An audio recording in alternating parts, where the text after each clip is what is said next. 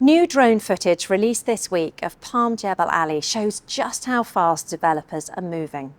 Out on the sand, luxury villas are already rising, the clearest signal yet that this long dormant project is now firmly back on track. And high up here in the Tattu Sky Lounge and around it, Sky Pool, you really get a sense of what the new Palm is going to look like. But it's worth mentioning that the Palm Jebel Ali is going to be double the size of this Palm. And that's why this isn't just about building new homes. Dubai is making a strategic statement that the city is still building to bring in global capital and at scale. Real estate agent Mario Volpi from Allegiance says it's an attractive option.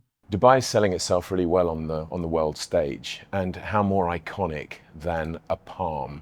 I mean, here we are standing in front of Palm Jumeirah, and Palm Jebel Ali is going to be twice the size. So, of course, waterfront always has attractive buyers, whether it be end users or investors. So, population is growing here, everybody's looking for the next thing, and there is no better than Palm Jebel Ali as far as I'm concerned. Palm Jebel Ali actually is going to be handed over in stages, with the first properties actually coming on stream around 2028, 2029. So it's not too far to wait, really. Real estate here isn't just about building homes, it's economic infrastructure. And the Palm sits within the Dubai 2040 Urban Master Plan.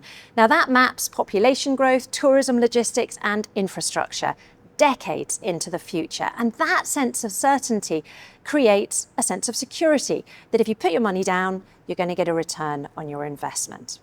Real estate advisor William Langton from Henley Partners says that's one of the things his high net worth clients like most about Dubai. Dubai is seen as a place with political certainty, with security, with global connectivity and lifestyle, of course.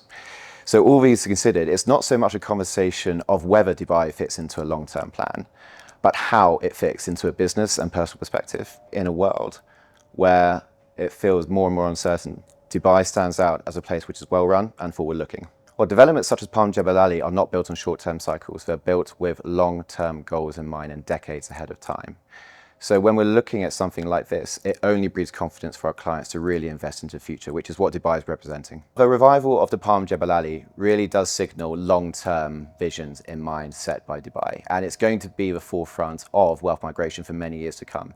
The main reason being is that it is just thinking far more steps ahead more than any other city that I can think of.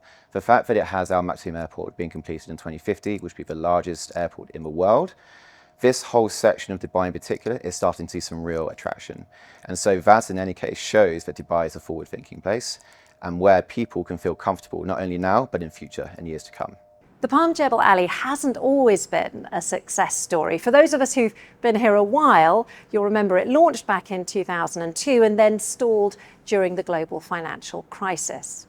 But Mario Volpi says the situation has changed. The market is different. It was the world financial crisis, so that affected everybody. So I think the developers were very clever in how they were measured in terms of relaunching it, waiting for the market to be popular enough for it to be a success. And of course, anything that is waterfront will always be a success. But so many things have changed. I mean, you know, this is 20 years later.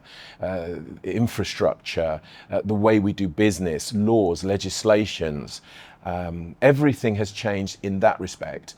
But also, every time there is a hiccup, this particular government gets together and makes sure that that's ironed out. So the golden visa, for example, was fundamental in aiding the real estate market, and other laws, escrow laws, which, I mean, I remember back in 2008, developers were selling properties on land they didn't even own. I mean, I know that sounds shocking, but that's how it was. Now a developer cannot start selling until not only do they own the land, but they have an escrow account in place. And of course, all the monies that they collect go into that escrow. So this is protection for the investor and for the end user. And at the top end of the market, buyers aren't just looking for great sea views and beautiful beaches.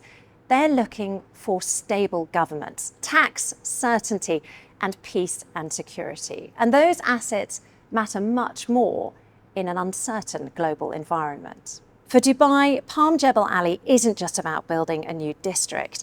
It's a test of whether long-term confidence can be sustained in a far less predictable global economy.